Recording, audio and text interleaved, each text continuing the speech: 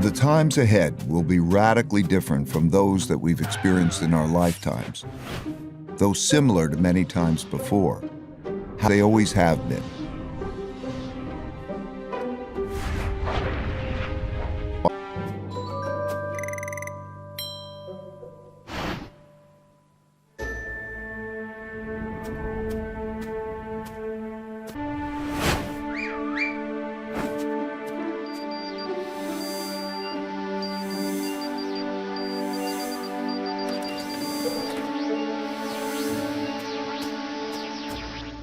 The rise and early decline in the United States empire and the dollar, and the decline and rise of the Chinese empire and its currencies. Simplify the form a bit. As you can see, they transpired in overlapping cycles that lasted about 250 years, with 10 to 20-year transition periods between them. Typically, these transitions have been periods of great conflict because leading powers don't decline without a fight. The big cycle typically begins after a major conflict, often a war, establishes the new leading power and the new world order. Because no one wants to challenge this power, a period of peace and prosperity typically follows. As people get used to this peace and prosperity, they increasingly bet on it continuing. They borrow money to do that, which eventually leads to a financial bubble. The empire's share of trade grows, and when most transactions are conducted in its currency, it becomes a reserve currency, which leads to even more borrowing.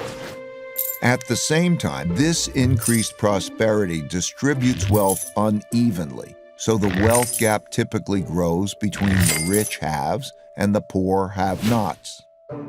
Eventually, the financial bubble bursts, which leads to the printing of money and increased internal conflict between the rich and the poor, which leads to some form of revolution to redistribute wealth. This can happen peacefully or as a civil war. While the empire struggles with this internal conflict, its power diminishes relative to external rival powers on the rise. When a new rising power gets strong enough to compete with the dominant power that is having domestic breakdowns, external conflicts, most typically wars, take place. Out of these internal and external wars come new winners and losers. Then the winners get together to create the new world order, and the cycle begins again.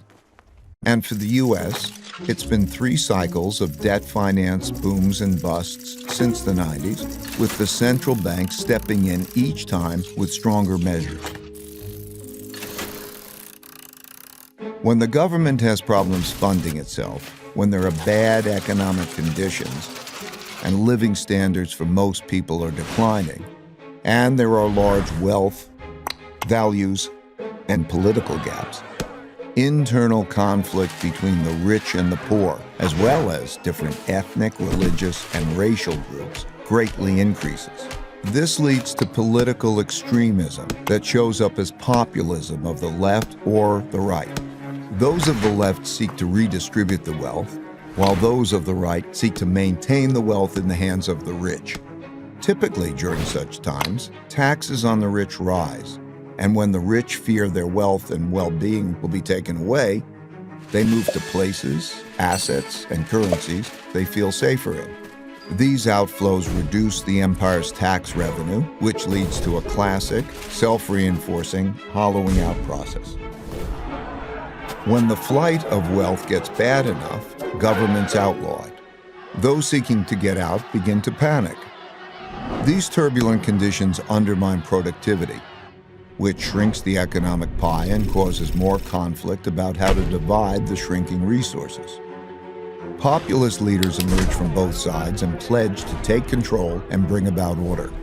That's when democracy is most challenged because it fails to control the anarchy, and it is when the move to a strong populist leader who will bring order to the chaos is most likely.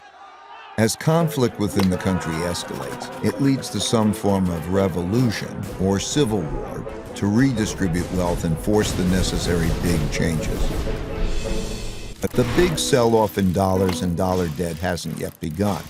And while there are great internal and external conflicts occurring for all the classic reasons, they've not yet crossed the line to become wars. Eventually. As for what we need to do, it comes down to just two things: earn more than we spend and treat each other well.